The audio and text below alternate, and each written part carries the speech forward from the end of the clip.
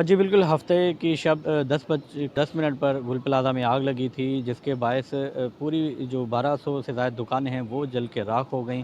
और इस हादसे में, इस अफ़सोसनाक हादसे में 15 से ज़ायद अफ़राद जो हैं अब तक जाँ बाग हो चुके हैं, जबकि 68 के करीब अफ़राद हैं वो अभी तक लापता हैं, जिनको जो है रेस्क्यू हुकाम जो है निकालने की कोशिश कर रहे हैं। इस वक्त मेरा कैमरा मैन आपको दिखाए कि इस वक्त भी जो है कूलिंग का अमल जारी है। आग मुकम्मल तौर पर बुझाई जा चुकी है, लेकिन कूलिंग का जो अमल है वो अभी भी जारी है, और रेस्क्यू हुकाम जो है वो कोशिश कर रहे हैं कि जो लापता अफराद हैं उनको यहाँ से निकाल लिया जाए। लवाहिकीन हैं जो यहाँ पर लापता अफराद के जो रिश्तेदार हैं, अहले खाना हैं, वो यहाँ पर बड़ी तादाद में यहाँ पर मौजूद हैं। पुलिस हुकाम जो है वो कोशिश कर रही है कि जो भीड़ है उसको कम किया जा सके।